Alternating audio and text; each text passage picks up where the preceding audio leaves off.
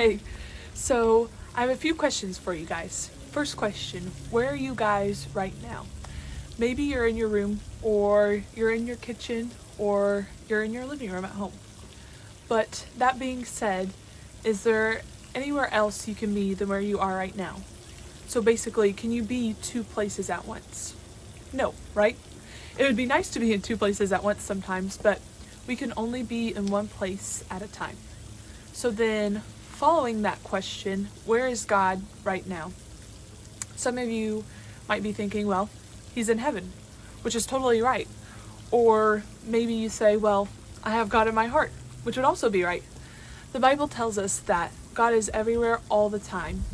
He's not limited by time or space, and he's not limited from day to day or where he's at. God is everywhere all the time.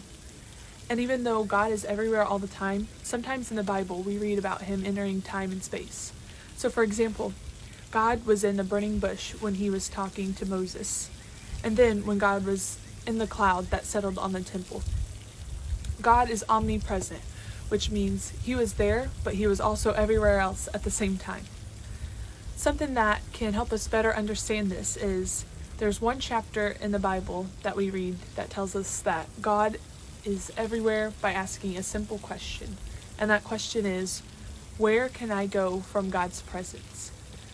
The chapter that we read that in is Psalms 139. And breaking that down a little bit, Psalms 139 verse 2 says, "You know when I sit down and when I rise up." So God knows what we're doing. He knows when we're sitting, when we're standing, and when we're going out, or in anything that we do. Which is like, okay, sure, but if you think about it, do you know what your aunt or your uncle or maybe a grandparent, what they're doing right now? You don't, unless you're with them, I guess, of course, but you don't know what others are doing if you're not there with them.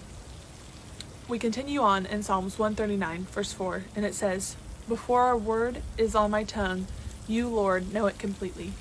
So God knows our thoughts and our words before we speak them. If we even think it, God knows it. He knows our thoughts because he's with us. Also, in Psalms 139, verses 7 through 10, it says, "Where can I go from your spirit? Where can I flee from your presence? If I go up to the heavens, you are there.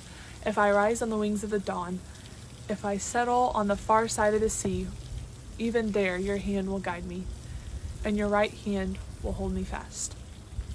So think about this. No matter where we go or what we do, God is there. He is here and he's everywhere. And that being said, we don't have to fear or be afraid because he is in control and we can trust him no matter what.